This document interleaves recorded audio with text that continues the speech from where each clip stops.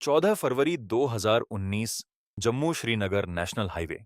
दोपहर का वक्त और सैकड़ों जवानों का एक लंबा सीआरपीएफ कन्वॉय धीरे धीरे कश्मीर की वादियों से गुजर रहा था। उन्हें नहीं पता था कि कुछ किलोमीटर आगे उनका इंतजार सिर्फ रास्ता नहीं, बल्कि एक सुनियोजित हमला कर रहा है।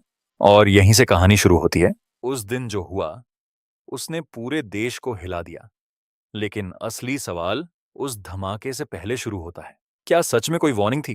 क्या किसी को पहले से पता था कि कुछ बड़ा होने वाला है? अब यहां से कहानी थोड़ा पीछे जाती है। जनवरी 2019, दिल्ली में बैठे इंटेलिजेंस ब्यूरो यानी आईबी के कुछ अधिकारी लगातार इनपुट्स पर काम कर रहे थे। छोटी छोटी जानकारी अलग अलग सोर्सेज से आ रही थी। कोई बता रहा था कि जैश ए मोहम्मद कुछ बड़ा प्लान कर रहा है, कोई कह रहा था सुसाइड अटैकर तैयार है, और एक खास बात बार बार सामने आ रही, सीआरपीएफ कन्वॉय टारगेट हो सकता है। ये कोई वेग इनपुट नहीं था, इसमें डिटेल थी, डायरेक्शन था, वार्निंग साफ थी। लेकिन यहीं पर सबसे बड़ी गलती हुई। इन रिपोर्ट्स को रूटीन इंटेलिजेंस की तरह लिया गया, फाइलों में गया, सर्कुलेट हुआ, और फिर बस। क्यों? क्योंकि उस समय ऐसी वार्निंग्स अनकॉमन नहीं थी। कश्मीर में हर कुछ दिन में थ्रेट अलर्ट्स आते रहते थे, और शायद डिसीजन मेकर्स को लगा होगा ये भी एक सामान्य अलर्ट ही है। लेकिन ग्राउंड पर सिचुएशन कुछ और बन रही थी। अब जरा इमेजिन करो, कश्मीर की सर्दी, सड़कें बर्फ से घिरी हुई, और सिक्योरिटी फोर्सेस लगातार मूवमेंट में। सीआरपीएफ कन्वॉय को मूवमेंट डिले करना पड़ा था कई दिनों तक, खराब मौसम की वजह से। इसका मतलब क्या हुआ? एक साथ बहुत सारे जवान एक ही दिन एक ही कन्वॉय में निकलने वाले थे, और शायद यहीं से अटैकर्स को उनका मौका मिला। अब दूसरी तरफ क्या चल रहा था?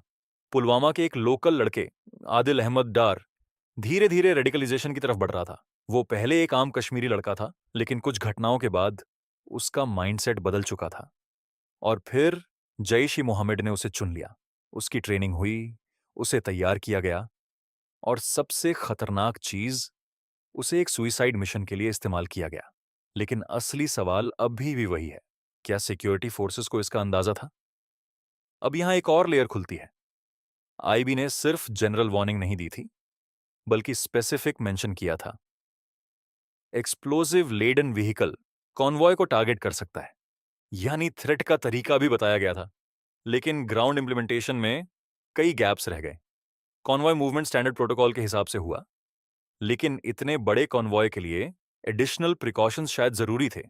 और फिर 14 फरवरी 2019 दोपहर करीब 3 बजे सीआरपीएफ कन्वॉय पुलवामा के पास पहुंच रहा था।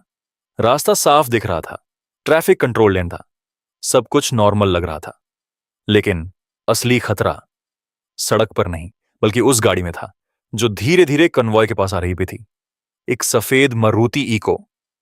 किसी ने खास ध्यान नहीं दिया, क्योंकि उस रोड पर सिविलियन व्हीकल्स भी चल रहे थे। और फिर बस कुछ सेकंड, एक तेज रफ्तार, एक अचानक मूवमेंट, और धमाका।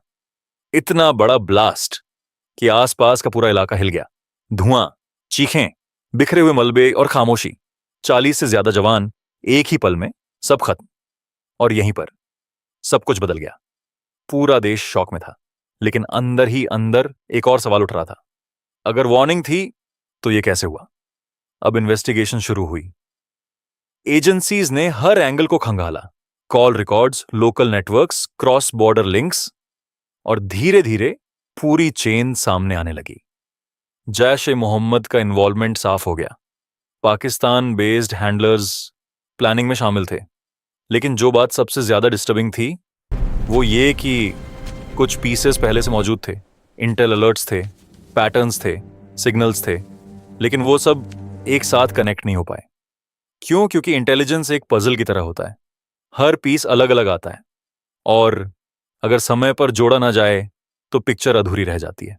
और पुलवामा में यही हुआ। अब यहां कहानी सिर्फ एक अटैक की नहीं रह जाती, ये सिस्टम की कहानी बन जाती है, कोऑर्डिनेशन की, कम्युनिकेशन की, और डिसीजन मेकिंग की। क्या आईबी की वार्निंग को और एग्रेसिवली फॉलो किया जा सकता था? क्या कॉन्वॉय मूवमेंट को स्प्लिट किया जा सकता था? क्या सिविलियन ट्रैफिक को पूरी तरह रोका जा सकता था? ये सारे सवाल बाद में उठे। लेकिन उस वक्त सब कुछ नॉर्मल प्रोटोकॉल के तहत ही हुआ, और शायद यही सबसे बड़ा रिस्क था। अब अटैक के बाद भारत और पाकिस्तान के बीच टेंशन अचानक बढ़ गया। पब्लिक एंगर अपने पीक पर था। हर कोई जवाब चाहता था। और फिर भारत ने डिसीजन लिया। 26 फरवरी 2019 बलाकोत इंडियन एयरफोर्स ने पाकिस्तान के अंदर स्ट्राइक किया। जैश ए मोहम्मद के ट्रेनिंग कैंप को टारगेट किया गया। यह सिर्फ मिलिट्री एक्शन नहीं था, यह एक मैसेज था कि अब रूल्स बदल चुके हैं। लेकिन कहानी यहीं खत्म नहीं होती। अगले दिन पाकिस्तान ने भी जवाब दिया। एयर कॉम्बैट हुआ, फाइटर जेट सामने सामने आए और एक पल के लिए ऐसा लगा कि दोनों देश वॉर के बिल्कुल किनारे खड़े हैं। एक छोटी सी चिंगारी और सब कुछ भड़क सकता था। अब सोचो, अगर वो इनिशियल इंटेल वार्निंग पूरी तरह सीरियसली ली जाती, अगर प्रिवेंटिव मेजर्स और मजबूत होते, तो क्या ये सब टल सकता था? शायद, या शायद नहीं, क्योंकि टेररिज्म हमेशा अनप्रेडिक्टेबिलिटी पर चलता है। लेकिन पुलवामा ने एक चीज साफ कर दी कि इंटेलिजेंस सिर्फ कलेक्ट करना काफी नहीं है, उसे सही समय पर सही तरीके से इंप्लीमेंट करना भी उतना ही जरूरी है। उस दिन के बाद कॉन्वॉय प्रोटोकॉल्स बदले गए, सिक्योरिटी मेजर्स टाइटन किए गए और इंटेलिजेंस शेयरिंग को और मजबूत किया गया। लेकिन जो खो गया वो वापस नहीं आ सकता। उन जवानों के परिवार, उनकी अधूरी कहानियां, सब कुछ वहीं रुक गया। और शायद आज भी पुलवामा की उस सड़क पर वो खामोशी कुछ कहती है, क्योंकि असली सवाल आज भी वही है। क्या हमने उस वार्निंग से सच में कुछ सीखा? उन जवानों के परिवार, सब कुछ वहीं रुक गया। अगर ये कहानी आपको छू गई, तो हमारे जवानों के सम्मान में एक लाइक और सब्सक्राइब जरूर करें।